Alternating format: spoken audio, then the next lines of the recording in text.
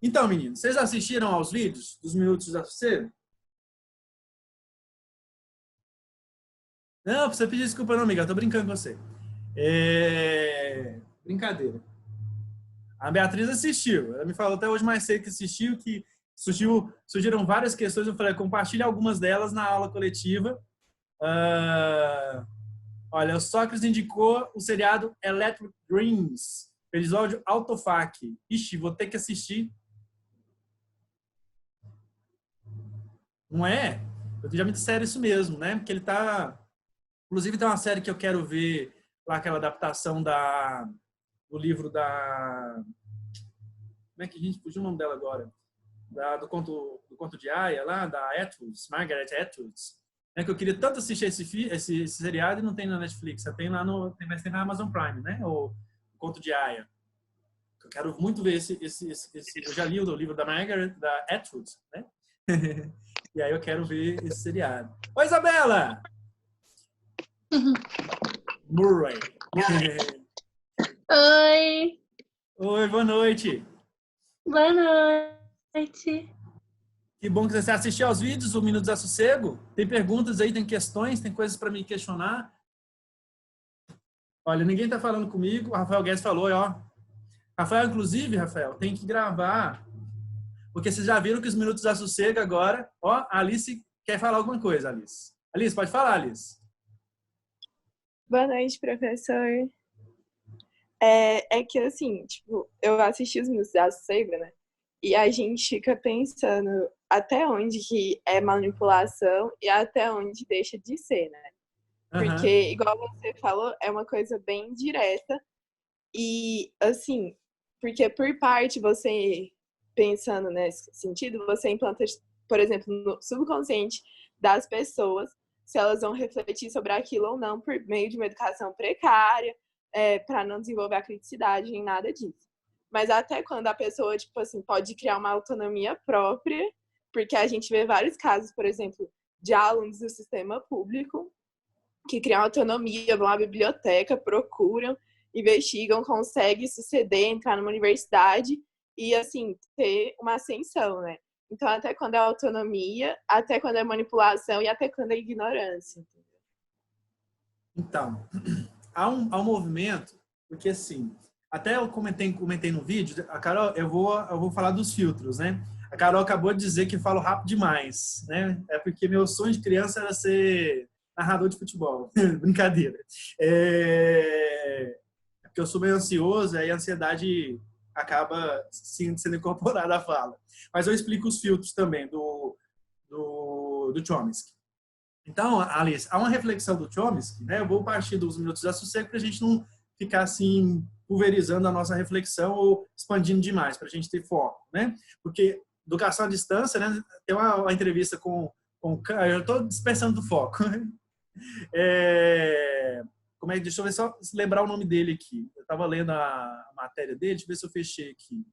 A entrevista com ele, do CAN, na Folha de São Paulo, que é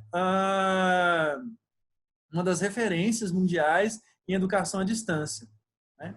Ele fala justamente sobre a gente ter foco, né? Que é ele é um Salman Khan, né? E aí ele nos orienta justamente a direcionar e fazer uma rotina de estudo aí. Rafael, eu não esqueci, você comentou a questão lá da Revolução do Haiti. Eu ainda vou gravar esse vídeo, né? Porque realmente essa semana o negócio está corrido, né? Mas eu vou gravar o vídeo sobre as reformas. Eu acho que eu vou guardar, porque tem uma proposta aí lá para frente que vai tratar de algo parecido com isso. Eu vou gravar esse vídeo sobre as revoluções populares na América Latina para essa proposta, porque vai casar muito bem. Você falou da questão lá da revolta, da revolução do haitiana, né? Por que lá não houve uma reconfiguração social? E há questões aí, de fato, histórico-culturais que explicam por que há não há essa reversão, né, essa alteração das bases de organização socioeconômica e política, né? Mas tá, vamos lá para a reflexão da Alice. Alice, uma das questões que eu até falei lá, que aquelas 10 estratégias, se vocês pesquisarem estratégias de manipulação, vai aparecer lá assim, um tanto de site, né? Dizendo que essas estratégias são do Chomsky. Mas como eu expliquei lá no vídeo, né? Espero que a maioria de vocês tenha assistido, porque eu não vou explicar de novo. Se não assistiram, assistam, porque lá eu explico. Eu fiz um percurso, né? Li inglês, li francês, até descobrir a história desse negócio, né? Porque estava muito estranha a fonte da referência, né? Que foi uma aluna de ontem, terça-feira, a Yasmin, que pediu para eu explicar a estratégia de manipulação. Eu conhecia, já tinha visto umas postagens sobre as estratégias do Chomsky, né? Há muito tempo, quando a gente estava refletindo sobre mídia e democracia, mas na época eu nem me aprofundei no assunto, né? E agora, claro que eu vou falar desse assunto para vocês, eu precisava ter segurança da fonte, né? Para não falar besteira para vocês, é claro. E aí eu fui ler os livros do Chomsky que tratam desse, né? Que é a manipulação do público, que é o Manufacturing Conscience, que é até um documentário super bacana, recomendo muitíssimo. Eu acho, Carol, que a gente podia colocar o documentário do Chomsky como opção, né? Porque está disponível no YouTube, como opção para os colegas escolherem, né? Aí a Carol pode ir lá assistir antes, né? Se ela tiver um tempinho aí, tem um feriado logo em frente aí do Tiradentes, né? Nosso herói nacional, né? Que foi concebido aí como herói nacional. Mas não vou entrar nessa questão, não. Então vamos lá, Alice, foco. Arthur, manda seu nome para todos, viu? Não manda para mim, não, porque eu não estou fazendo o controle da frequência.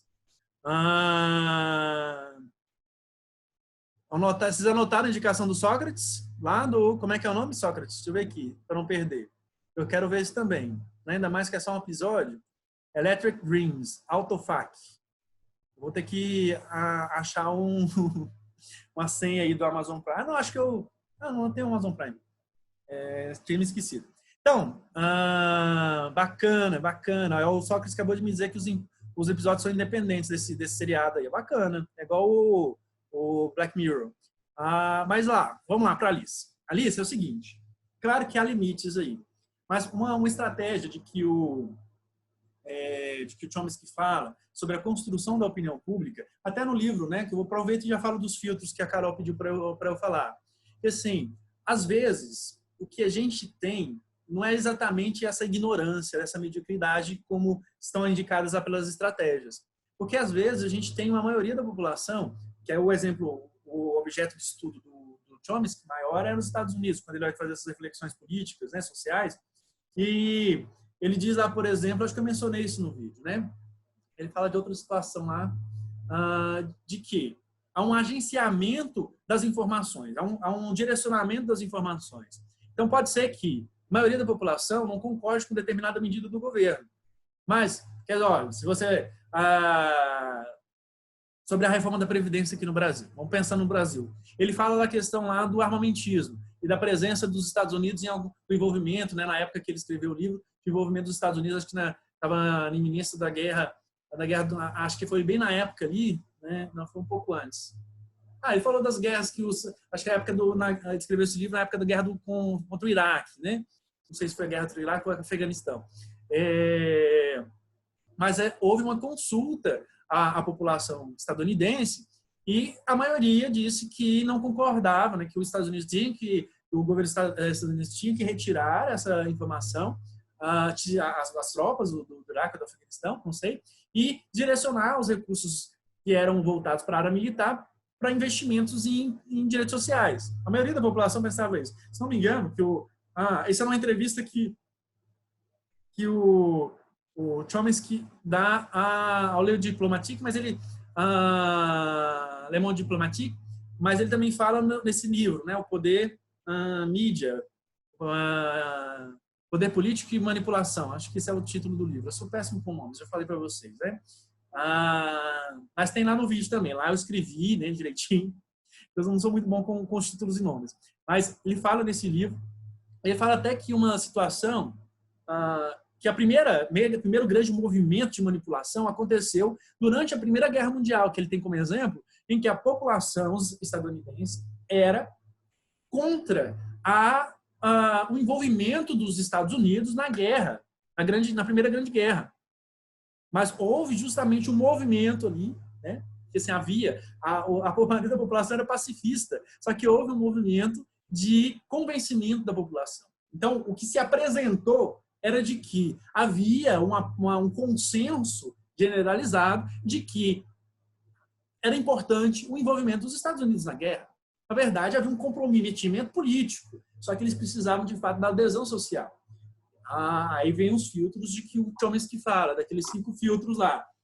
Porque, normalmente, os detentores, aqueles que controlam as grandes corporações de comunicação, são grandes corporações de comunicação, então são empresas que têm interesses empresariais, são interesses econômicos envolvidos. Se há interesses econômicos envolvidos, a informação se transforma em mercadoria. Então, há um negócio ali envolvido, o negócio da informação. Se é negócio da informação, vale aplicar todas as regras de mercado. Esse é o primeiro filtro. Então, assim, não é tudo que é mercadoria, não é tudo que é vendável e comercializável, não é tudo que o público deseja, né? Na verdade, assim, não é o público não é o que o público vai consumir. Então, já é um primeiro movimento. Um segundo movimento, oi, Natália, é o da publicidade. Porque a partir de determinado momento... Por que apareceu meu nome aí? Porque eu saí e entrei de novo. Não é porque seu áudio está ligado. Aí, quando o áudio liga, ele me avisa aqui. Mas se você quiser falar qualquer coisa, pode falar. Eu adoro ouvir vocês. Eu gosto de ficar falando sozinho, não. Fica parecendo uma coisa de pessoa desequilibrada. Mas lá. E o segundo filtro é que, muitas vezes, não precisa pedir desculpa não, Natália. Não tem problema não. Eu gosto de ouvir a voz de vocês. Que é a questão da publicidade. O jornalismo passou a se alimentar, né, a se nutrir do financiamento privado dos seus custos de produção. Antes o jornal se pagava, né? Os jornalistas, os custos de impressão e tudo mais. E aí passou a depender dos anúncios das grandes empresas. Então, a gente assiste lá aos grandes jornais, né, esses jornais de alcance nacional, de âmbito nacional, e todos os canais de TV aberta, por exemplo, você vê que nos intervalos, há intervalos que são longuíssimos, né, com tanta publicidade, que às vezes até esquece que você está assistindo o jornal, ou às vezes não sabe se você está assistindo o jornal, se você está assistindo aqueles canais, né, que vendem joia, o canal do boi, né, que só tem publicidade, só tem venda, né? Você não sabe. Mas ali tudo é mercadoria, na verdade. Só são mercadorias diferentes, né? Tem ali um fulano, né? Eu já falei que eu vou fazer isso, mas eu já vou comentar, né? Que a gente comentou isso antes. Não sei se vocês são jovens, né? Não sei se vocês já assistiram lá. Porque se não for uma mudança tão antiga assim, né? Tão recente. Mas a mudança mesmo de configuração do Jornal Nacional. Antes tinha uma bancada, aquela coisa assim, bem chapada, né? O pessoal lá sentado, internada, né? Falando de forma muito circunspecta, de forma muito sóbria, né? O Bonner, e a época lá com a esposa dele, né? Agora a esposa, a Fátima Bernardes, falando de forma assim muito imponente e tal. Tinha uma certa deferência nessa apresentação do jornal. Agora, aí tinha a logomarca do jornal antigamente, só a logomarca do jornal, assim, o logo, né? Atrás. Aí depois começou, aparecia, às vezes falava assim, aparecia Claro que a tecnologia foi trazendo novas possibilidades aí, né? Até a tecnologia no jornalismo. Apareceu o logo assim com a imagem, né? Do assassinato, do gráfico, assim, quando falam pesquisa do IBGE, né? Mas era coisa assim, bem assim, plana, né? Não tinha uma dimensão, assim. Não era interativo, não era envolvente, né? E aí isso foi mudando um pouco no linguajar do jornalista, na postura dele, na bancada, né? E agora o jornalista se levanta, se a gente vê, aí agora no fundo a gente vê como é que fala? Os escritórios, os jornalistas, vê assim, digamos, os andaimes, a produção, e depois ele vai se interage com a garota do tempo, mexe no telão, faz lá um touchscreen, né? No Jornal da Globo é a mesma coisa, né? Então, assim, transforma-se num espetáculo. Um espetáculo que é comercializado. Então, a mercadoria, que é a informação, passa a ser transmitida como se fosse um grande espetáculo. E ali, em espetáculos, né, os atores são jornalistas. Eles estão ali também fingindo, né, construindo uma persona para que cause essa adesão, essa confiança. Né? Que as pessoas, assim, né? Olha, o William Bonner está falando, né? Se ele falar que agora é regra que as pessoas andem peladas, né? Vai ver que ainda há pessoa que vai sair pelada na rua, porque tem uma confiança tamanha naquela persona que foi criada, né? Que devota até quase um culto, né? Aquela coisa, confiança, como se tudo que ele dissesse fosse verdade. Não? Então, é uma construção de uma personagem, né? Uma personagem que também é comercializada. Um terceiro filtro. Esse é o terceiro. que é a questão assim, de quais são as fontes? Quais são as fontes do grande jornal, as principais fontes? Quando você vê lá assim, o jornal fala o quê? Número de casos de coronavírus. Chegou a 25 mil no Brasil. Número de mortes. Ministério da Saúde. ONU. Organização Mundial da Saúde. Ministério do Trabalho. Ministério Público do Trabalho. Ministério Público Federal. Procurador-Geral da República. Congresso. Então, as instituições governamentais, né, o Estado é uma das principais fontes. Tanto da publicidade, né, porque os anúncios publicitários do Estado, né, aqueles que passam no intervalo, não pensem que são de graça, né, são pagos, embora seja uma concessão pública, né, são custeados pelo nosso dinheiro. E também o Estado é a principal fonte e as grandes corporações também, né, que elas que fazem pesquisa de mercado, elas que solicitam as pesquisas do Datafolha, do Ibope, do Ipsos, porque elas têm esse interesse em saber, até mesmo as grandes empresas têm interesse em saber qual é o resultado das eleições. Então, são elas que pagam as pesquisas. Então, os resultados, os dados que são divulgados estão vinculados a determinados grupos, né? E aí isso também se relaciona, se vincula. Carol, estou explicando os filtros porque você pediu, mas o vídeo está lá, porque eu falei muito rápido, né? Se ainda não tiver esclarecido, você me fala, né? Vocês também. Porque isso está atrelado com a pergunta da Alice. Agora eu volto à pergunta da Alice para complementar a relação, né?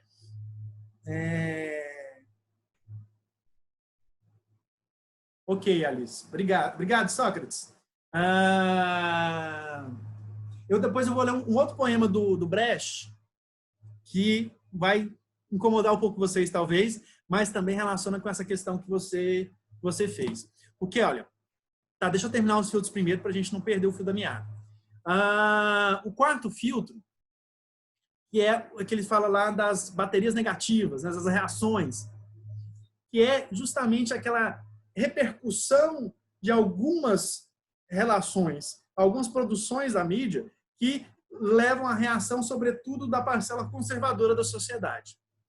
E aí elas, né, vão emitir notas de repúdio, vão fazer boicote, vão desconstruir, aí vão para outros meios, outros espaços de comunicação que vão desacreditar aquela informação, sobretudo agora com as redes sociais, isso ficou muito possível. Aí vai lá youtubers falando daquilo, né? Que estão associados a esse tipo de discurso. Vai no Instagram, vai no Twitter que posta e enche, aí virou, né, nos como é que é? Como é que a gente chama? Fugiu a palavra agora. Influenciadores digitais, não? Os influenciadores digitais, mas os Trend Topics, né, lá do Twitter. Você faz com que aquela questão se torne tão polêmica que isso faz com que o meio de comunicação ele retroceda na sua posição. Ele se retifique, ele maneira o discurso, ele não fala de forma tão categórica, e aí isso também faz com que a informação... Aí já começa nesse ponto, falando para Alice, né? Que relação nessa discussão que o Chomsky fala, 25%. Na verdade, né, quando a gente lembra do Drummond dos Inocentes do Leblon, se a gente pensar bem, a gente vai pensar assim, você falou, os alunos da escola pública eles buscam, né, tem aluno da escola pública, a gente pensa assim, os alienados são os mais pobres. Só que aí a gente vai lá nos Inocentes do Leblon, ou no Privilégio do Mar, quem que são os alienados ali que o Drummond está falando? Não são os pobres. É a classe média, é a classe média alta, que tem anseios aí, anelos, de ser classe A, de ser classe rica. Então, assim, é ela que vive, porque ela não quer se identificar com os mais pobres, não quer se identificar com a classe trabalhadora. Não, sou trabalhador, não sou pobre, sou rico. E aí isso é uma visão alienada, porque quem é de rico, efetivamente, quem é rico de fato, é quem detém os meios, que assim, eu estou levando a bandeira comunista aqui não, mas quem detém são os grandes empresários, são os grandes industriários, os grandes latifundiários, que são eles que detêm a posse da riqueza, né? Quem trabalha, quem vive do próprio trabalho, de assalariado, é igual ver agora a situação da crise do coronavírus. Quem vive do próprio salário, que não tem essas grandes rendas, essas grandes fontes de renda, até investimento agora não está valendo muito bem, porque o mercado está bem oscilante, né? Quem tem essas grandes posses é que são ricos de fato, porque eles não estão nem sentindo. Então, assim, não está nem sentindo os efeitos dessa situação toda. né? E são eles que, de alguma forma, conduzem as informações ali, né? E aí, eu só vou terminar a questão dos filtros. O último filtro de que o Chomsky fala, ele escreveu esse livro, né, o primeiro livro que ele se dedica, né, com o Edward Herman, em 1988. Né? Escreveu não, ele publicou em 1988, escrevendo um pouco antes. Né? O livro não surge assim do nada. E aí, assim, ele fala do anticomunismo, né? Que é justamente esse discurso de vilanizar ou de demonizar alguma entidade, algum agente social, alguma característica, algum rótulo, e fazer com que as pessoas sintam orgeriza, né, rancor, rejeição, né, em relação a esse tópico, porque elas aí, toda vez que você associar algum evento, alguma situação, alguma fala, alguma personalidade a esse rótulo, elas vão rejeitar automaticamente, né? E por quê? Porque sentem medo. Então, assim, é a manipulação do medo, né? Há um artigo que eu li no El País que falava justamente tem uma crítica, acho que é da Eliane Brum, que falava sobre o risco que é a mídia, às vezes, manipular o medo e o ódio, né? De gerar esse ódio, né? De tentar incitar esse ódio. Porque o ódio ele não é controlável. Né? Sim, em algum momento ele pode extrapolar as bordas do copo, né? E aí pode virar uma inundação. Né? Então, são esses 5 filtros de que o Chomsky fala. Ele não fala exatamente daquelas 10 estratégias, mas aquelas 10 estratégias são boas para a gente pensar. Vou partir da reflexão da provocação que a Alice me fez. Né? Já comecei a comentar falando lá dos poemas do Drummond. Mas eu vou ler um poema aqui, Alice. Oi, Luma. Tá querendo participar? Tem uma libélula aí no áudio da Luma. Eu vou ler um poema para vocês. Nada, Carol. Tô aqui. Tô aqui para isso. Vocês perguntaram, tô aqui para responder. Eu vou ler um poema. Eu quero ver como é que vocês reagem a esse poema. Porque são poucos os que conversam comigo, né? E aí, quando eu li este poema, na verdade, eu tenho que agradecer a Alice, né? Pelo desafio de achar poemas que falassem da influência digital, né?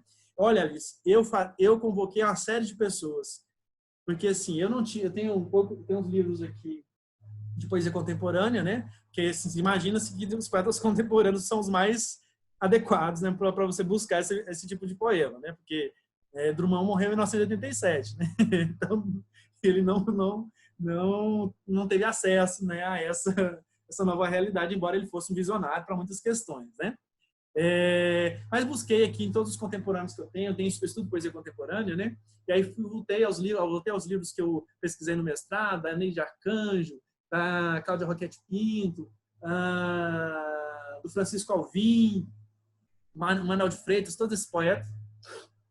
Mas não achei nada um poema que servisse para a reflexão que a gente está fazendo. Eles falam muito sobre a discussão da subjetividade, né? Que é uma pauta muito premente no nosso tempo, nessa constituição da subjetividade, porque nossa subjetividade está um pouco confusa aí, né? Os limites do que somos se tornaram cada vez mais, assim, como o Bauman fala, né? Estão diluídos aí as fronteiras, os limites, né? Mas não achei. Então eu falei, sabe uma coisa? Eu vou voltar àqueles que servem de referência, né? Não, falei com a minha orientadora, falei com o professor, falei assim, vocês conhecem algum poeta contemporâneo que tem poema isso? O único poeta, de fato, mais contemporâneo é o Braulio Bessa, que é um cordelista muito bacana, né? E é engraçado, né? Porque ele aparece na televisão, né? E a televisão faz isso, né? O processo de apropriação cultural, que foi uma discussão de um tempo atrás, né? Você pega aquilo que está em evidência e transforma em algo vendável, né? Uma mercadoria.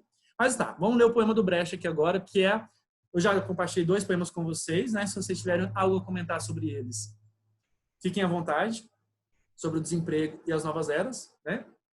São 2 poemas bacanérrimos, né? Muito, muito bons.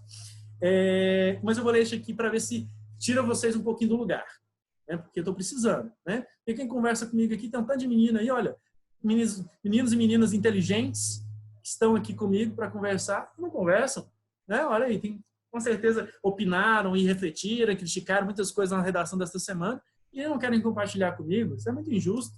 Só fico eu aqui oferecendo para vocês não trazem. Só a Ana Beatriz. A Ana Beatriz trouxe um tanto de coisa para mim hoje. Conheci uma poeta contemporânea, inclusive, né? Que a Ana Beatriz que vai indicar. Eu não vou indicar não, porque a indicação é dela, né? Senão fica parecendo que eu que sei. Mas ela vai indicar. Deixa eu só ler o poema do Brecht aqui. A Ana Beatriz vai indicar para vocês e vai recomendar aí uma poeta indiana muito bacana também. Ela é da mesma, para quem foi a aula inaugural desse semestre, eu acho que ela tem assim, uma pegada parecida, né? Uma abordagem poética parecida. Tô cheio de gíria agora, tá vendo, né? É coisa de youtuber. Tem uma abordagem poética semelhante, né? Uma poética semelhante à do Lucão, né? Porque ela é uma das pílulas poéticas. Mas quem vai fazer a indicação mesmo é a Ana Beatriz. Vou ler o poema do Brecht para responder à provocação da Alice. Soube que vocês nada querem aprender. Então devo concluir que são milionários. Seu futuro está garantido. À sua frente, iluminado. Seus pais cuidaram para que seus pés não topassem com nenhuma pedra. Neste caso, vocês nada precisam aprender. Assim como podem ficar. Havendo ainda dificuldades, pois os tempos, como ouvi dizer, são incertos, vocês têm seus líderes que lhes dizem exatamente o que têm a fazer para que vocês estejam bem. Eles leram aqueles que sabem as verdades válidas para todos os tempos e as receitas que sempre funcionam. Onde há tantos a seu favor, vocês não precisam levantar um dedo. Sem dúvida, se fosse diferente, vocês teriam que aprender. E aí? Não causou incômodo, não? Eu, quando li, fiquei incomodado. Um pouco. Vocês ouviram o poema? Causou incômodo. Vou ser sincera. Olha o finalzinho, ó. Se vocês não precisam levantar um dedo. Sem dúvida, se fosse diferente, vocês teriam que aprender. O poema, Alice, ele não tem título. O título dele é o primeiro verso, que é sobre que vocês nada querem aprender. Né? O Brecht é um poeta de muito engajamento político e ele sempre faz essa crítica. Né? Justamente é o que a Alice demandou, a questão da alienação. Né? A Alice comentou, só a Ana Beatriz ficou incomodada, né? Os outros aí estão tomando iogurte, bebendo Coca-Cola e comendo Burger King. Vamos lá. Eu até esqueci de falar. Sim. Quem falou? Falando pra mim. Ana, cara, falou? Falei. Sabe um negócio que eu fico muito incomodada? Desde a aula passada, que eu fiquei muito incomodada com esse negócio da educação. Sim. É o fato de que a gente passa a vida inteira como se aprender fosse uma grande obrigação. Eu acho que a pior parte da escola, para mim, é o fato de que você entra na sala, você está aprendendo um monte de coisa, a matéria é interessante, o professor vira e fala, estuda isso aqui porque cai no vestibular. Ou seja, não tem uma importância maior. É simplesmente para você dar um passo. Você sai dali e você esquece. A educação, os ensinamentos, a filosofia, a matemática, que seja, não tem importância nenhuma. Olha, faz isso aqui que você passa. Assim, não faz muito sentido. Você só faz aquilo para poder ir embora. Isso me deixou incomodada, inclusive, no poema que o senhor leu. Eu só queria compartilhar isso mesmo. Não, foi um ótimo compartilhamento.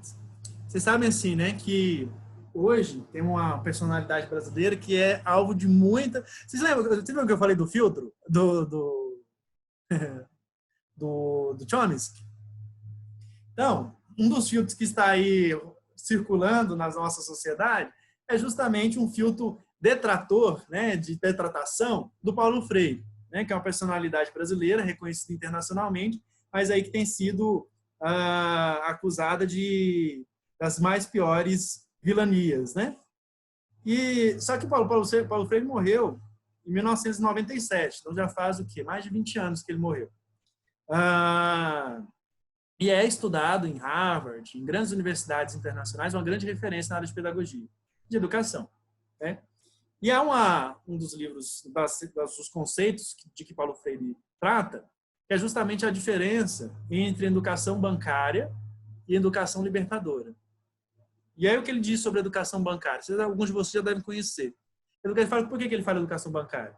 Porque é como se a gente considerasse os alunos como um banco, né? Como um depósito, né? A gente vai depositando coisas neles, conteúdos, né? Então, o professor aqui é um movimento, é só mesmo essa questão de eu sou o transmissor de conhecimento. Eu transmito conhecimento e vocês absorvem com um determinado fim, né? Então, assim, não existe uma dialogia, não existe uma interação, uma produção de conhecimento compartilhada, porque é o que eu tento fazer com vocês aqui nesses encontros, né? Porque eu já parto de uma concepção de educação que é justamente muito diferente. Os diálogos que eu tenho tido com vocês fora da aula, como eu tive hoje com a Ana Beatriz, como eu conversei com a Carol na semana passada, um pouco com a Alice também, que todos, assim, para mim, são engrandecedores, né? Quando vocês trazem referências, algumas que eu conheci, que eu li há muito tempo, que eu vou lá revisitar, né? Porque assim, a leitura também é um processo assim, né? O tema desta aula dessa semana, por isso eu selecionei aqueles poemas, é justamente a leitura da realidade. Como a gente lê a realidade e quais filtros estão aí, talvez, mediatizando a nossa leitura, né? E aí, Carol, quando você traz essa crítica, a nossa escola, né, se mantém ainda, por mais que a crítica de Paulo Freire já tenha tanto tempo, né, duas décadas já seria um tempo suficiente. Na verdade, ele escreveu isso já há mais tempo, né? Então já faz pelo menos uns 25 ou 30 anos que o Paulo Freire está chamando a atenção para essa questão da educação, né? De que maneira a educação pode transformar de fato, né, a sociedade, a realidade, e a mudança não acontece, né? Porque se nós temos uma voz que analisou e foi reconhecida internacionalmente, a mudança não acontece. Vocês estão aqui em 2020, tendo a mesma aula, o mesmo formato de aula que os alunos tinham ali no início do século XX, né? Ou mesmo, na verdade, antes, né? Muito antes. Embora lá na Idade Média, né? A gente às vezes critica muito a Idade Média, mas havia alguns espaços. A universidade surgiu na Idade Média, né? As universidades mais antigas surgiram na Idade Média. A gente vê assim, é a relação que a gente tem na escola, né? Que é assim, a Idade das Trevas, a Idade do Escuro. Não sei se os professores de história de vocês fazem essa reconsideração em relação à Idade Média, porque muitos historiadores já têm essa visão diferente sobre a Idade Média, né? Porque, assim, olha, uma idade em que surgem as universidades, as grandes universidades, as mais antigas universidades de Paris, de Bolonha, né? Estão surgindo ali naquele contexto, né? Como trevas aí, né? A gente pode avaliar. Oi? É só, tipo assim, completando o que a Ana falou em relação à educação, outro fenômeno interessante que a gente tem hoje é justamente essa educação bancária que, beleza, você entra na faculdade. Aí na faculdade mantém o subjetivismo, né? O objetivismo, que eles dão a matéria certinho. Só que muitas vezes as pessoas depois, elas vão para o mercado de trabalho e algumas... como eu posso dizer, algumas características, elas são pedidas, né? Elas são exigidas, como, por exemplo, criatividade, liderança, várias coisas nesse sentido que a pessoa não aprende. Então, tipo, pressupõe no mercado de trabalho que o indivíduo sozinho vai conseguir estimular alguns elementos, né? E isso tem muita dificuldade depois para a pessoa engrensar, porque ela tem essas categorias que são exigidas, mas ela não aprendeu isso no colégio e muitas vezes não aprende na faculdade nada em relação a isso, porque só aprendeu o conteúdo e ficou lotado, né, com essa educação bancária. Que é justamente uma educação muito conteudista, né? Que assim, só tem conteúdo. Mas é claro que assim, até essa outro filtro que a gente tem visto aí, a crítica à universidade pública, né? Mas a universidade pública é o locus em que mais acontece pesquisa no país. A maior porcentagem de pesquisa, desenvolvimento da ciência no país acontece na universidade pública, né? E quem consegue ir para a universidade pública, que é de fato um privilegiado, embora o número de vagas tenha aumentado, tem a possibilidade de atuar nesses três pilares que constituem o ensino universitário, que é a educação universitária, que é justamente o ensino, a pesquisa e a extensão. Então, quando vocês ingressarem na universidade, não fique somente estudando, assistindo aula e fazendo prova. Mesmo que estiverem na universidade privada, busquem pesquisa e extensão, porque é assim que você adquire essas possibilidades aí, Alice, de poder desenvolver estratégias de liderança, de lidar com situações reais, né? Quando você vai para a extensão, você vai lá, para quem for fazer medicina, vai lá para atender pessoas mesmo, pessoas que estão precisando de atendimento, né? E é uma coisa que eu digo sempre aos meus alunos que vão fazer medicina e querem a universidade pública. Eu falo assim, olha, espero que quando vocês concluírem o curso de vocês tenham um compromisso social de reverter tudo que vocês adquiriram na universidade pública, que foi custeado por impostos, para benefício da sociedade. Porque vocês, claro, podem querer, né, ter sucesso profissional, adquirir bens e tudo mais, né, crescer na vida e ter lá uma vida tranquila, confortável, mas vocês têm a obrigação de atender a população mais pobre, de graça, ou a baixo custo, porque vocês receberam, às vezes, 6 anos de educação, acessaram laboratórios, professores que são bem remunerados, professores doutores, tiveram uma formação privilegiada, então vocês têm que reverter o conhecimento que vocês adquiriram para a sociedade. E a parcela da sociedade que mais precisa, com certeza, é aquela que não tem condições de pagar por um serviço privado, né? Eu estudei na universidade pública e já participei, já fiz projetos culturais, né, sempre que eu posso, eu dou aula para professores e, assim, não precisa ter remuneração, porque ali eu estou devolvendo para a sociedade o que eu recebi, né? E aí, só complementando a ideia do Paulo Freire, que aí ele diferencia justamente com a educação libertadora. A educação libertadora é essa que vai promover justamente a formação crítica. Porque, assim, há conhecimentos que, por isso que a educação, ela parece assim, estar tão distante, por isso que às vezes vê a escola como se fosse um espaço à parte, né? Parece que a escola, ela tem uma existência autônoma, é quase uma ilha na realidade, né? Porque a gente precisa, né? Estamos aí na época do capitalismo financeiro aí, se vocês não têm educação financeira na escola, vocês terminam o ensino médio sem saber organizar a sua vida financeira e contrai uma pancada de dívidas. Isso é muito interessante para os bancos, né?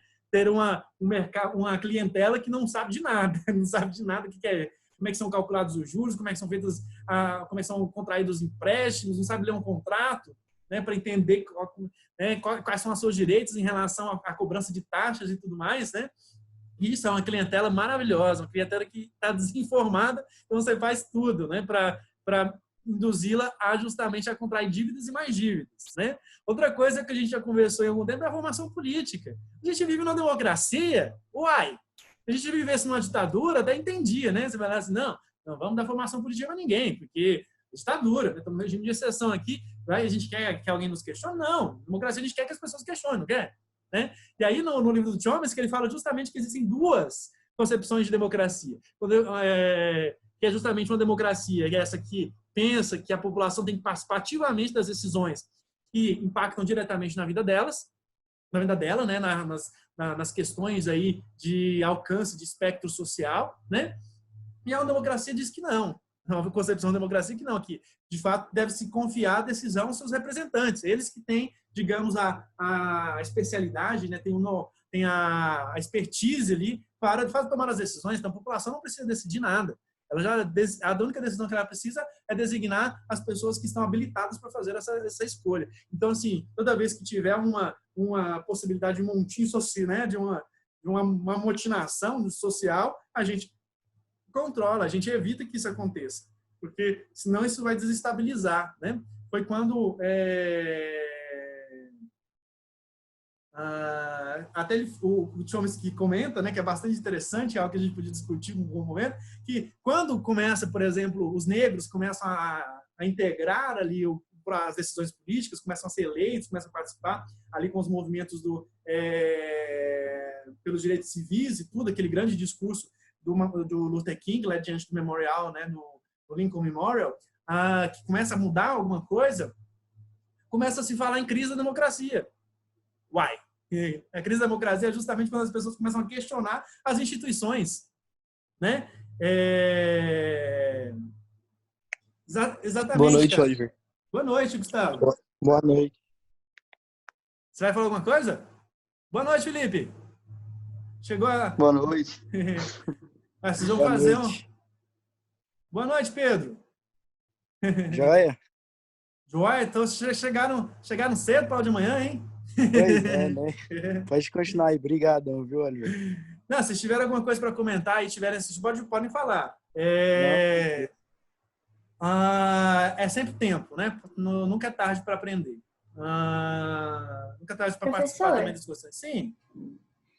uma coisa que, juntando o que a Ana e a Alice, se eu não me engano, porque eu sou péssima com nomes, perdão, falaram, Estamos no mesmo time. sobre essa questão da educação, eu acredito que a educação foi muito colocada como um meio para um fim de certa produção e é sempre um passo para passar para mais uma etapa, para mais um processo para alcançar a produção. Então, ela fica nessa coisa de, igual você falou, da educação, de bancarização. Educação bancária, que é Isso, educação bancária. é o termo do Paulo Justamente. Freire. Isso. E o que eu queria aproveitar e perguntar para você é o seguinte, essa questão de sempre visando um passo à frente, um passo à frente, um passo à frente, a educação vai se encaixando nas nossas cabeças, as informações vão se encaixando, servindo para aquele fim e depois se esvaziando. Essa questão constante é que vem justamente com uma influência do próprio sistema que a gente vive com relação às tecnologias, por exemplo, com redes sociais. As redes sociais, elas têm os algoritmos que eles codificam aquilo que a gente está acostumado a ver antes para aquilo, então, para continuar colocando a mesma questão sempre, sabe? Como se seguisse o seu gosto fosse, de certa forma, interpretado pelo algoritmo, e aí você conseguisse, por meio disso, ter acesso àquelas informações que são agradáveis a você e que te servem naquele momento. E então, eu acredito que seja um tipo dos filtros da mídia que você falou, a própria mídia se filtrando para que você tenha acesso àquela coisa mais agradável, mais momentânea, já que a informação entra e sai muito nessa mecanização dos processos da vida. Acredito que seja mais ou menos isso. Não sei se eu viajei muito. Na verdade, a gente tem aí alguns agentes que vão atuar, né, para justamente manter o status quo da forma como o status quo é o estado das coisas, né? Que é uma expressão latina, né? E aí o que acontece? Pensando primeiro a questão da educação. Uma desvirtuação da educação que acontece, basicamente, que assim, é transformar. Pensa, olha, quando vocês acessam lá, pagam mensalidades caríssimas, né? Uma escola, o que se evidencia nessa relação? É justamente o quê? Que a educação é uma mercadoria. Mas a educação, ela não deve ser uma mercadoria. Porque lá não está dito na Constituição que a educação é mercadoria. A educação é um direito. É um direito, mas ela é tratada como mercadoria. Então, vocês lá, quando a Alice fala lá assim, olha, a Carol fala do vestibular, né? Porque é uma mercadoria. Vocês estão consumindo um produto, inclusive estão consumindo os professores. Estão consumindo os professores. Os professores eles estão oferecendo um produto para vocês. Que é assim, vocês compram aquele produto para serem aprovados no vestibular. Se vocês não forem aprovados no vestibular, com certeza, né, haverá uma reclamação aí da clientela. Fala assim, olha, mas eu paguei para ser aprovado no vestibular. Então, é um fim mercadológico. Né? Não se vê a educação com um processo de formação de um cidadão e de um ser humano. Né? Porque, assim, a educação escolar faz parte desse processo. Né? E aí a gente pode... Aí vem, às vezes, esse questionamento. Não, a educação não tem que... a questão assim, a educação não pode ser ideológica. Não. Mas, qualquer ação nossa é atravessada por ideologia. Não é uma concepção marxista. A gente está vivendo em sociedade. Existem concepções que, assim, a ideologia como esse conjunto de ideias, esse conjunto de concepções de cultura, de relação política, de economia, de vida mesmo, que está por trás de nossas ações, mesmo que a gente não tenha consciência delas. Que a gente não tenha uma consciência da nossa formação ideológica. É outra história, né? Quando a gente não tem consciência da nossa formação ideológica. Né? Porque assim, não existe até essa questão de falar assim, não, eu não gosto de política, eu sou político, não tenho ideologia. Isso é uma falácia. É uma falácia. Porque é uma falácia. né? Você pode até não ter, você pode se negar. Essa negação, inclusive, é uma posição ideológica, de você negar que você tem ideologia, né? Porque, assim, é um atravessamento de ideias. Assim, não, as pessoas acham que é inocente, né? Que você está aqui, você fez uma formação cultural, ter consciência disso, né? Porque senão você chega a um processo fim, né? Uma educação básica, sem ter, de fato, consciência dessa... da sua posição no mundo, né? Do seu lugar de fala no mundo, né? O que é estranhíssimo, né? Você passar tantos anos da sua vida, né? Na vida de vocês aí, que é quase toda a vida de vocês na escola, né? Até esse momento. A minha metade da minha vida foi isso, né? Agora, na metade da minha vida foi na escola. Só que eu sempre tive uma outra relação com o ensino, porque eu sou filho de professora. Então, eu via a vivência nos bastidores da educação, né? E sempre tive contato com leitura de muito. E fui estimulado a essa leitura constante do mundo. E aí, por isso que a gente... Leitura da realidade, né? Que o Paulo Freire, lá na Importância do Ato de Ler, fala justamente isso, que a leitura de mundo precede a leitura da palavra. É justamente isso. A gente só pode ir à leitura da palavra porque a gente pega um poema do Brecht, como vocês viram aí, os 2 poemas que eu compartilhei com vocês, o poema do Drummond. Com certeza, carregados ou munidos dessa leitura de mundo, a gente consegue acessar a palavra com muito mais propriedade. E aí, esses filtros de que a Ana Beatriz mencionou, essas mediações todas, elas não vão interferir tanto na nossa... Porque eu posso usufruir, não é simplesmente renegar, falar assim, não, eu posso fazer essa escolha também, mas tem que ser uma escolha muito consciente do que você pretende. Eu vou sair de todas as redes sociais.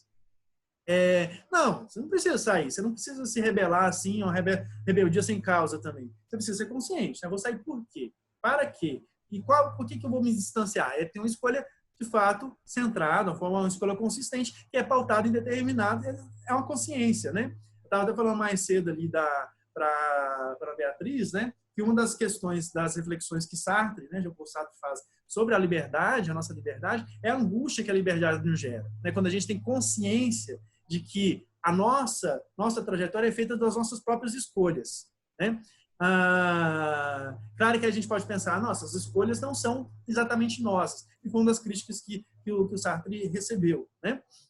Que as escolhas não são nossas, né? Existem escolhas aí que tem digamos, um rol de escolhas. A gente não tem todas as escolhas disponíveis, né? Temos algumas escolhas disponíveis.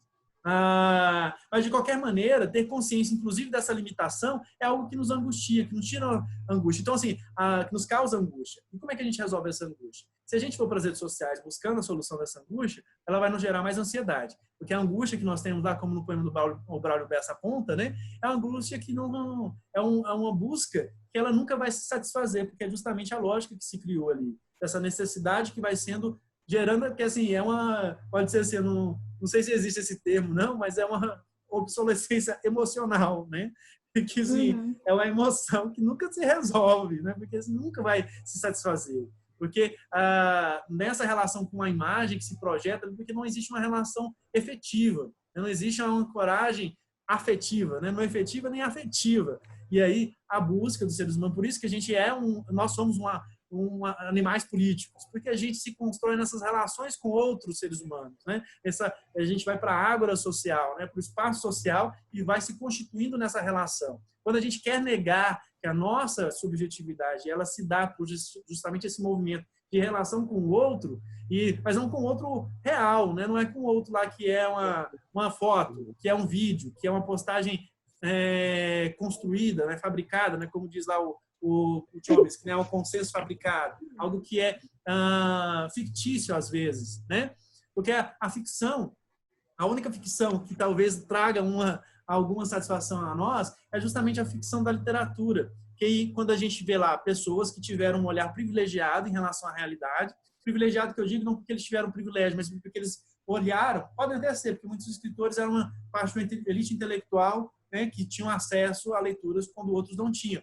Mas muitos não eram assim. Bom que estiveram no lugar que estavam, mas conseguiram olhar para a realidade com olhos mais críticos, com olhos mais perspicazes para identificar as relações que estavam ali talvez escondidas, estavam ali ocultas, encobertas, mas eles revelaram para nós, eles mostraram para nós quais eram essas coisas escusas, né? Então temos um olhar ali, quando a gente vai para ler Machado de Assis, a gente não vai ler Machado de Assis para identificar as características do realismo brasileiro, não. Isso aí é o fim da picada. A gente vai ler Machado de Assis para ver o olhar de um autor que leu a sociedade carioca né, a burguesia carioca de uma forma extremamente arguta e crítica, revelando ali os sentimentos mais, digamos ali, mais pérfidos que havia naquela convivência daquela parcela social ali do fim do século XIX, né? Então, se a gente lê, olha a visão que ele tem, porque a gente vai pela visão dele, né? A gente entra nos olhos, no lugar do autor Machado de Assis, não da pessoa Machado de Assis, que a gente não quer saber, porque já morreu já faz mais de um século, fez uns 110 anos, ele morreu em 2018, né? 110 anos, não, faz mais tempo. Ele morreu em 1902. 1902? Foi exatamente. No ano que ele morreu, o Drummond nasceu, né? Uma coisa bacana. Foi isso? Acho que eu estou confundindo. Então, no ano que ele morreu, Guimarães nasceu. Guimarães Rosa nasceu, né? De 1908. Então, assim, a pessoa, Machado de Assis, não nos importa.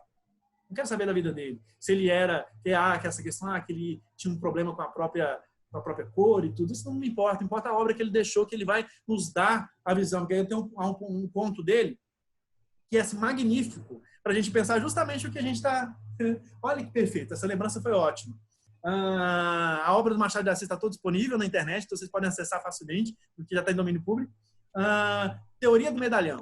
Gente, essa é perfeita para a gente pensar aqui. Eu lembrei, você podia ter compartilhado com vocês.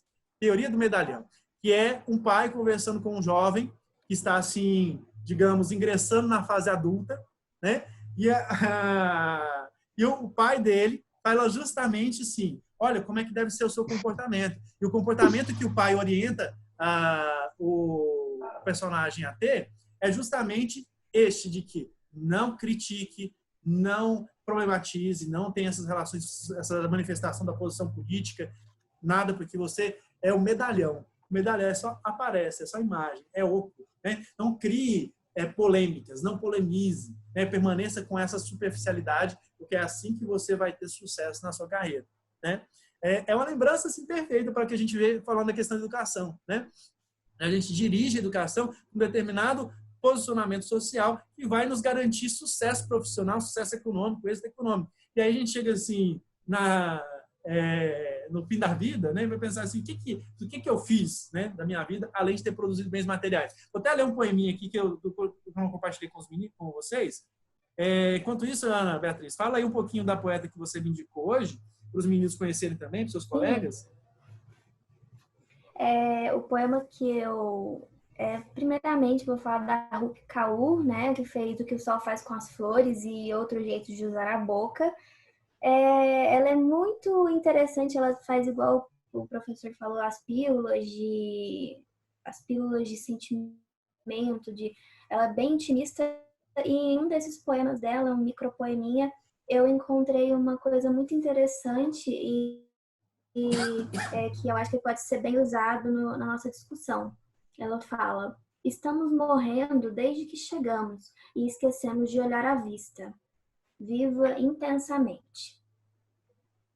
E aproveitando o gancho que o senhor me deu, eu achei um outro poema à tarde, do Bukowski, que eu acho muito... Eu adoro o Bukowski e eu acho muito interessante.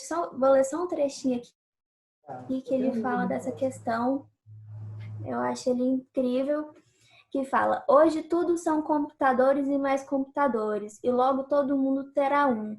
As crianças de 3 anos terão computadores e todo mundo saberá de tudo, sobre todo mundo, muito antes de se conhecerem.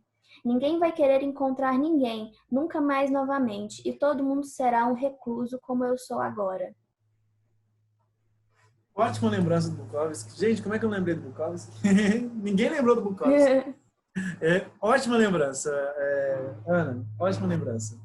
Eu vou ler o poema do Brecht que faz relação com a... Desculpa, eu ainda não consegui assimilar o nome dela. Rupi Kaur. Rupi Kaur. Eu nem sei se eu estou falando certo, mas... Mas vou lá para ler o seu poema de qual livro que é esse do Bukowski? Tem um livro do Bukowski aqui, mas não sei onde que ele está. Porque meus livros estão tão bagunçados que não cabem todos no mesmo lugar. Esse poema é um livro póstumo que foi publicado, que chama The a continuação da condição de 2009, que reúne alguns poemas inéditos e que ainda não estão todos traduzidos. Bacana. Eu achei esse poema numa pesquisa que eu fiz, porque o Bukowski, eu conheço alguns poemas dele, ainda estou mergulhando nos poemas do Bukowski. Eu tenho um livro dele aqui. Aí eu encontrei. Depois eu vou até pegar o livro dele e vou dar uma olhada, porque tem um livro dele aqui, mas eu não sei onde ele está. Tem coisa espanhola. Depois eu olho. Vamos, senão a gente já está 8h05, né? Mas obrigado. Esse poema do Bukowski é perfeito, né? Se eu tivesse achado ele, tinha lido esse poema, tivesse lembrado dele. Pior que ninguém lembrou. Todo mundo que eu falei com uma amiga minha lá de São Paulo, falei com... Não, ninguém lembrou do Bukowski. Impressionante. Mas vamos lá, vou ler o poema do Brecht aqui, porque eu até comentei com a Beatriz mais cedo, que esse motivo que aparece no poema da Rupi-Kaur, ele é um motivo que existe desde a antiguidade, desde a poesia antiga, né, em Horácio, lá, até o nome do motivo, né, que a gente fala de topos, né, de tópico, chama, que vocês devem conhecer muito bem, já devem ter ouvido falar isso quando o professor fala de romantismo, né? O romantismo fala muito do carpe diem, né? Que é o viver o dia, né? Aproveitar o dia, né? Que aí a gente pode pensar, colocar essa relação aí, né? Intertextual, né? Que é muito cara da literatura, que nos ensina bastante, né?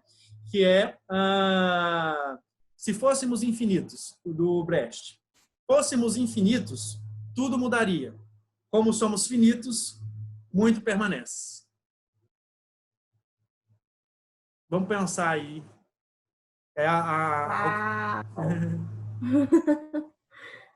O que vocês acham que significa esse poeminha porque assim, o diálogo poeminha com poeminha. Poeminha assim, né? Pequeno poema, porque poeminha parece ser meio pejorativo, né?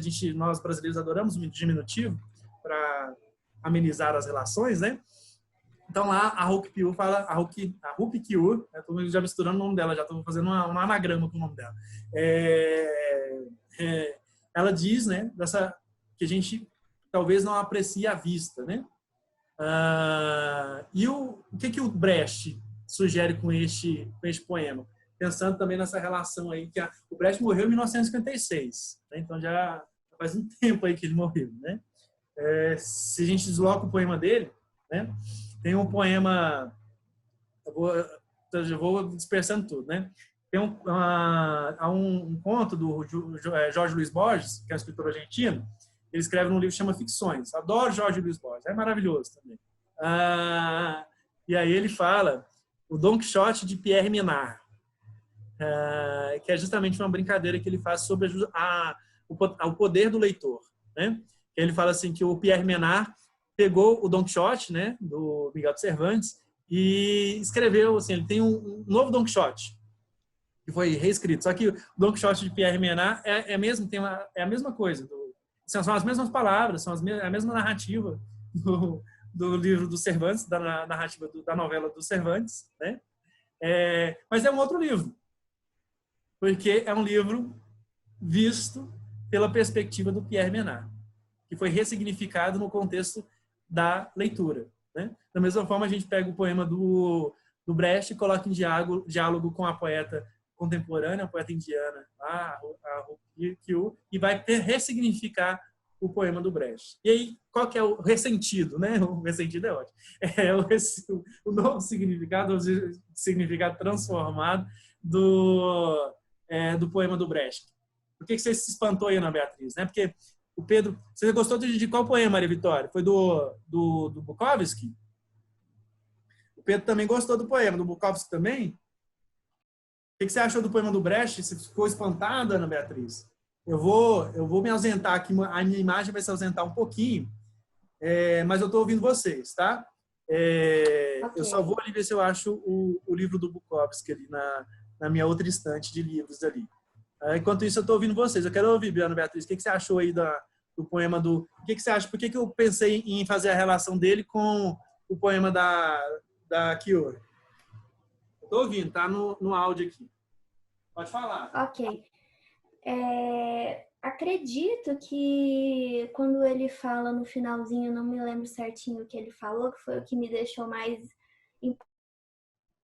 impactadazinha, foi da própria questão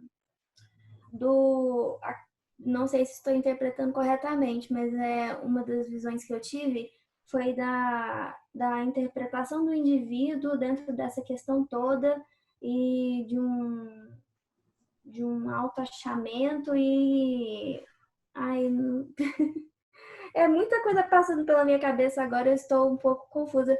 Será que o senhor pode ler de novo o poema? Porque eu não tenho certeza se o meu áudio cortou um pedaço dele. Eu vou mas ler de novo.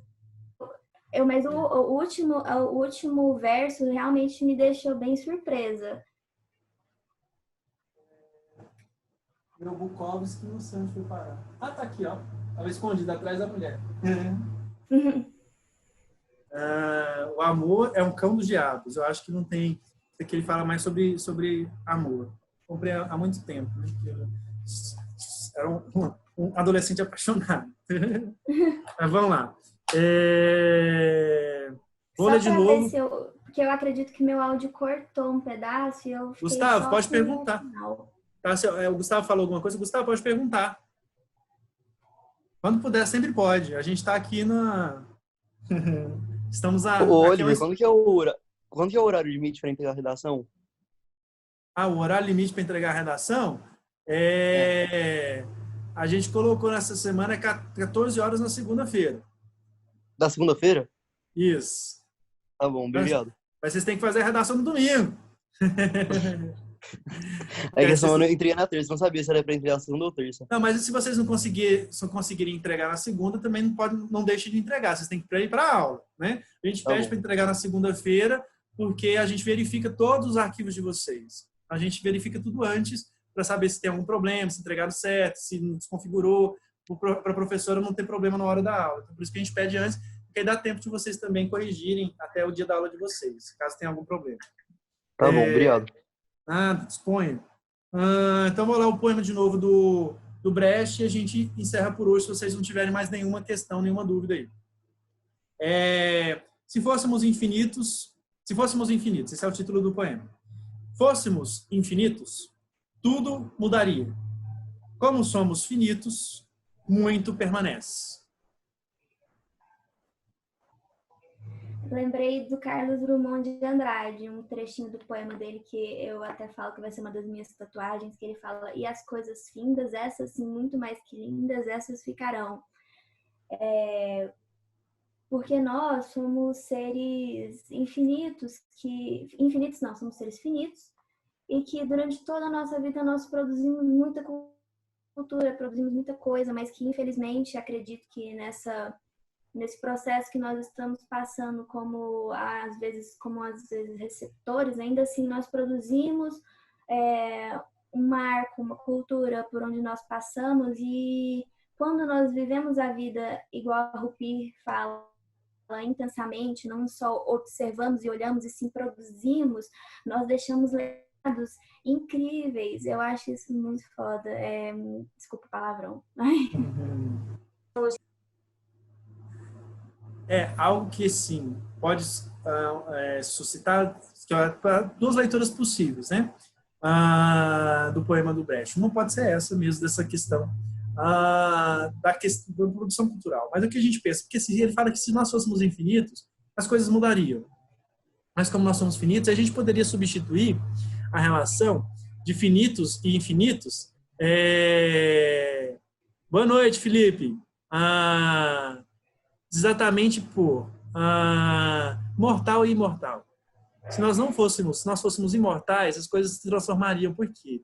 Porque nós arriscaríamos mais, né? Nós passaríamos a olhar a vida intensamente, a viver a vida intensamente, porque a gente não teria o medo da nossa finitude, né? Medo de que as coisas terminem. Então, o medo faz com que a gente deixe de transformar, porque a gente não quer correr riscos, né? Então, esse movimento da Kyurei também é assim: por que a gente não se detém? Porque existe uma ordem do dia, existe uma sequência que nós temos que cumprir. Vocês têm que ir lá, a Carol falou assim, nós temos 6 aulas de matemática na semana, mas assim, a gente não... Vocês precisam cumprir lá o currículo de matemática, mas aí acabam não lendo o que ela diz pra gente aqui, né? olha que aula proveitosa seria uma semana, né? Em 2018 a Constituição completou 30 anos. Se a escola fizesse assim, olha, agora todos, não sei se a escola de vocês fizeram, se as escolas de vocês fizeram, mas eu acho que poderiam ter feito, né? Todas as aulas nesta semana que a gente comemora o ano, né, o aniversário de 30 anos, o 30º ano da Constituição, nós vamos ler a Constituição. Todos os professores da escola, nesta semana, vão discutir a Constituição com seus alunos. Então, professor de matemática, de história, de português, porque todos os professores deveriam conhecer a Constituição, como todos nós brasileiros deveriam conhecer a Constituição. Então, se o professor está habilitado para dar aula de matemática, provavelmente ele está habilitado também, né? Se ele foi licenciado, se ele estudou para isso, ele está também habilitado para ler a Constituição com seus alunos, explicar para eles alguns artigos da Constituição. Imagina, uma semana a gente consegue ler, discutir a Constituição com todos os alunos de uma escola. Olha que maravilha, terminar o ensino médio tendo lido a Constituição inteira e discutido todos os artigos que estão lá na Constituição, né? Só que isso aí é um risco para a escola. Será que os pais vão gostar disso? Será que seus pais vão concordar com isso, que o professor de matemática fala de Constituição? Será que eles vão concordar que o professor de química fala de Constituição, de física? Não tinha que falar de física, não tinha que falar de química, né? Não é isso esperado pelo contrato que foi estabelecido, né? Mas é um risco que a gente talvez evite, né? Que a gente tem lá o poema, vou encerrar já, porque já passamos muito do horário, muitos já abandonaram o barco, né? Tem uns sobreviventes ainda, navegadores sobreviventes, mas eu só vou fazer uma retrospectiva do que a gente viu nos minutos da sossego aqui na aula para a gente encerrar.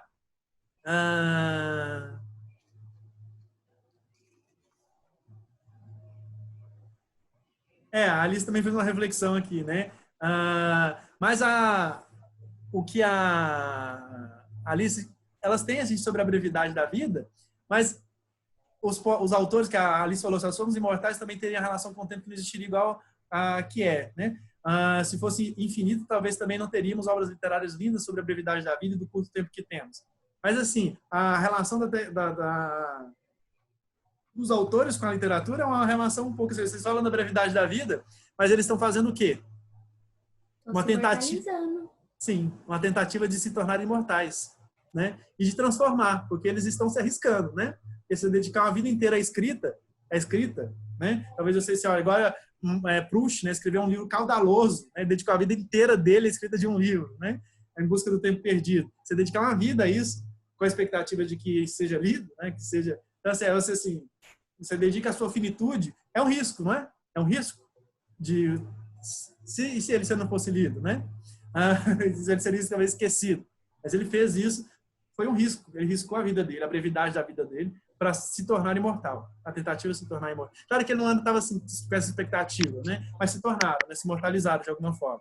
Então, só vou fazer a retrospectiva para a gente encerrar por hoje. Se vocês tiverem mais dúvidas, vocês me mandem depois. Mandem pelo WhatsApp, mandem no Google Class, mandem onde quiserem. Estou aberto a diálogo, sempre. Sempre que eu puder responder. Eu demorei alguns dias para responder a Ana Beatriz. Ela falou comigo hoje. E aí eu tirei um tempinho para falar com ela. Mas assim, eu posso demorar um pouquinho porque as demandas são muitas. Mas eu não deixo de responder. Se eu não responder, cobre. Não me importo com cobrança dessa natureza. Então o poema do Brecht que fala esse desemprego, né, que é algo que a gente, pensando na leitura da realidade, a gente pensa lá, olha, a gente só vai falar de desemprego quando os senhores ficarem desempregados, quando o assunto se tornar importante para aqueles que têm o poder sobre os filtros de que nós falamos, né, aqueles que detêm o filtro. Quando o problema atingi-los, aí eles passam a falar. Né, como agora o coronavírus, né? Como o problema chegou a eles, aí eles começam a pensar no problema. Né? Lá no Novas Eras, o Brecht também, falando lá de que as mudanças elas demoram a acontecer e que muitas vezes o passado, na verdade o novo tem afeição, né?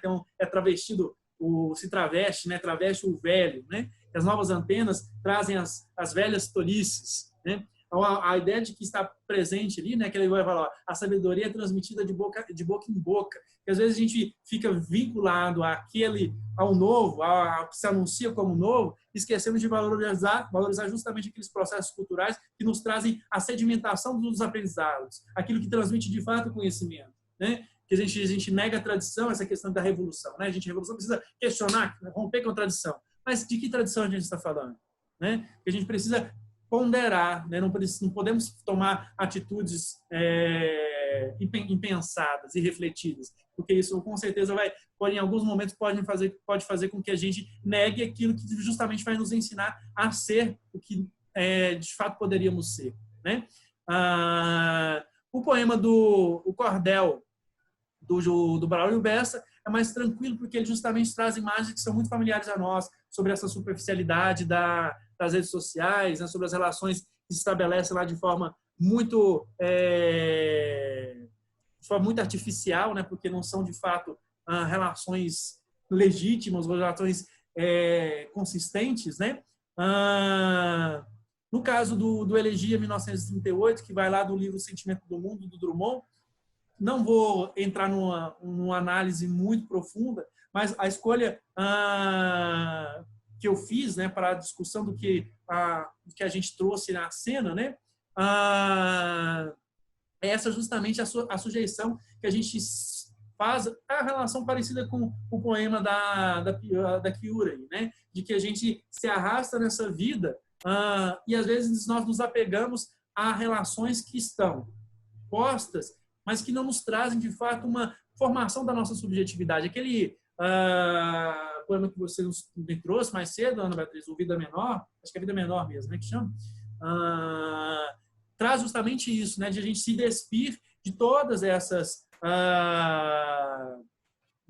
relações, ou de todos esses elementos que somente nos trazem um acréscimo superficial, para ir, de fato, nesse mergulho do autoconhecimento. Essa busca, né? E não adiar a nossa felicidade, a felicidade coletiva, para o século seguinte, como diz lá o poema Elegia 1938. Eleger esse poema triste, né? Não adiar. A gente precisa justamente confrontar o nosso tempo, encará-lo e lê-lo com muita propriedade, com muita crítica, para tirar dele o seu cerne e liberá-lo, apresentá-lo. Vocês aí estão aprendendo a ser redatores, a ser escritas. A escrita é um poder que vocês devem exercer, assim como a leitura é um poder. É uma possibilidade de se empoderar de toda forma. Vocês falaram aí da educação, né, de escola, do ensino escolar, ser de alguma forma coercitivo, porque levam vocês a um fim muito limitado, mas vocês têm o poder de pegar esse conhecimento que vocês adquiriram e revertê-lo em prol de si mesmo, em prol de conhecer vocês mesmos, né? Por fim, tem lá justamente para vocês confrontarem essas categorias limitadas que a sociedade nos impõe, que está lá apontado lá no poema daquela poeta estadunidense, né, a Emily Abendroth, que coloca lá aquela sequência que nos dá opções, que eu falei sobre as escolhas limitadas, né? Aquele poema justamente problematiza isso, né? Nós parece, olha quantas escolhas, quantas possibilidades há nesse poema, cada vez que a gente lê ele escolhendo uma palavrinha, combinando, né? Uma análise combinatória, que vocês estudam matemática, né? Faz lá assim, um cálculo de quantas possibilidades há naquele poema, né? De leitura daquele poema. E a gente pensa, são muitas possibilidades, são mais de 100 possibilidades, mas nossas possibilidades poderiam ser infinitas, né? Mas a gente se adequa, a gente se fica mais confortável quando as categorias estão muito claras e a gente pode escolher entre aquelas opções. Só para essa, né? São esses. Fiz a revisão agora dos poemas, né? Eu acho que fiz uma análise um pouco apressada, né? Porque o nosso tempo já acabou, o barco já está ficando triste porque os navegadores estão desertando. Mas é isso, meninos. Era isso que tinha para a aula de hoje, eu acho, né? Tem muito mais coisa, né? Mas o tempo também acaba, né? Como a Alice falou, nossa compreensão de tempo, o tempo terminou, né? Já passamos até mais tempo do que era previsto. Se não tiverem dúvidas, a gente encerra por hoje, né? Com muitas indicações, muitas leituras.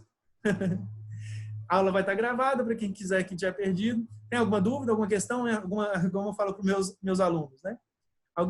Alguma dúvida? Alguma insatisfação? Alguma angústia? Professor, dúvida? Oi. Igual você falou do poema da autora americana, da questão das escolhas, a gente tem justamente nessa questão das escolhas, acredito que o surgimento de um tipo de, não sei nem se eu posso dizer profissão ou de pessoa, que é os influencers digitais. Que ele vai te influenciar por meio de de uma exibição da vida dele, dos padrões que ele segue, por exemplo, e vai fazer com que você siga aquilo. Então, sua escolha, ela, de certa forma, fica dentro de um molde, e se você acha que ela é agradável, você acata, acredito. E isso também, essa questão das escolhas, já que a gente tem muito acesso à informação, tem vários caminhos diferentes, a tecnologia faz com que a gente tenha, de certa forma, esse leque limitado e ao mesmo tempo limitado e ao mesmo tempo ilimitado, né? É uma coisa meio paradoxal. Gera de novo o que a gente falou lá das angústias, né? Que desde a antiguidade a angústia do ser sempre está lá. E a gente sempre tenta viver a vida intensamente, igual a Rupi Kaur fala, mas eu fui buscando na minha memória várias músicas, por exemplo, os Beatles, no Hey Jude, ele fala Don't be afraid, don't take the world upon your shoulders, tipo assim, vai viver a sua vida, não tenha medo, por exemplo, né, só se tem um exemplo, porque o medo faz com que a gente não viva justamente intensamente, e isso é uma angústia, porque se você abre mão do medo, você, de certa forma, corre riscos. E se você abraça o medo demais, você também corre riscos. Então, é uma angústia constante, esse incômodo constante. E aí, por isso que eu, voltando aos influenciadores digitais, eu acredito que quando você pega um influenciador digital, um modo de vida que é posto, e segue aquilo e depois, de certa forma, se vê numa posição confortável, você já acredita que sua vida esteja sendo vivida plenamente e intensamente, dentro de uma falácia que é nos dada em um molde, não é mesmo? Sim. As nossas escolhas desse amor, né, obrigado por mais essa contribuição, né? Mas assim, na nossa sociedade existem vários mecanismos aí agora, né, com as mídias digitais todas, mecanismos para que a gente faça escolhas previsíveis, né? O mercado precisa de escolhas previsíveis. Ele não quer que as pessoas queiram cada um a sua maneira, o seu refrigerante, o seu sanduíche, né? Querem que todos tenham um gosto parecido, porque é mais fácil de vender para elas. Porque agora, embora agora já tenha a figura do gourmet, né? Do gourmetizado, do exclusivo, né? Feito somente para você, né? Agora as pessoas buscam, os mais ricos, sobretudo, né? Adoram essa questão da exclusividade, né? Mas isso é personalizado, né? As aulas personalizadas. Eu odeio essa palavra. Mas para a gente não estender muito, porque o barco já está quase furado, já, né? Já está todo mundo se afogando. Desculpa, não está não. A gente encerra por hoje, a gente continua na próxima semana. Semana que vem tem margem para a gente discutir essa questão aí das influências digitais, porque a gente vai ler 2 textos, né? Na próxima semana não vai ter vídeo, porque é a semana da leitura e é a semana do livro. Então, vai ter 2 textinhos que um deles já está traduzido, são 2 textos do Zizek, de um filósofo eslavo, e do Churran, que eles falaram sobre o coronavírus. Eles têm visões um pouquinho diferentes, e aí vocês vão ler e a gente vai discutir sobre as visões dele de leitura da realidade. Estou traduzindo o texto do Churran, que está em espanhol, e aí logo vai estar no Google Class para vocês lerem para as aulas coletivas da semana que vem. Então é isso, meninos?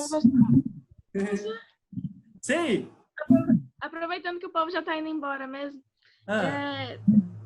desse último poema que o senhor leu, eu não sei, eu tive uma visão mais objetiva, talvez mais negativa. Eu não vi mais nessa parte subjetiva de vida em si e tal. Eu tentei olhar mais de um lado político, por exemplo, porque os problemas sociais, o lixo, por exemplo, se nós fôssemos eternos, a gente não ia querer viver com aquilo para sempre, porque ia nos afetar constantemente para toda a eternidade. Mas como como nós somos efêmeros, a gente não vai sobreviver para ver aquele próximo passo, a gente meio que vai deixando para a próxima geração. Foi essa visão que eu tive, sabe? Também é uma leitura possível. Foi uma ótima leitura, Carol. Ótima leitura, gostei. Foi uma leitura que outra colega sua fez ontem também, a Delícia, né? Que também é uma leitura muito plausível, né? E também porque a gente não tem essa visão de longo prazo também, né? De interferir, porque assim, é igual pensar no Dom Diniz lá, que plantou carvalhos para que eles fossem utilizados para a produção de barcos, né, de navios, né? Ele nunca viu os navios, mas nunca viu os carvalhos, né, com tamanho suficiente para serem utilizados em navios. mas de ter essa visão mesmo de preocupação com as gerações futuras, né? Mas é uma leitura maravilhosa, Ana. Obrigado valeu a pena ter ficado mais um tempinho para lembrar essa leitura, né? Que tem esses dois movimentos, né? De pensar nossa finitude, porque nos impede de agir para intervir na nossa realidade, e também se fôssemos infinitos, nos preocuparíamos com o que nos resguarda para o resto da vida, né? Para melhorar o mundo, para que a gente consiga viver a eternidade tranquilamente. Então é isso, meninos. Eu acho que por hoje foi maravilhoso estar com vocês, né? Já metade da turma, quase todo mundo já foi embora, mas obrigado por vocês que sobreviveram até aqui, né? Que resistiram até aqui. Obrigado, Guilherme. Que bom que você ficou conosco até agora. Então é isso, meninos. Espero que tenha sido boa aula, né, de hoje. Eu fiquei muito feliz com a participação de vocês. Então, tchau. Tá, professor. Boa noite. Boa noite. Cuidem-se. Tchau, tchau. Tchau, Ana.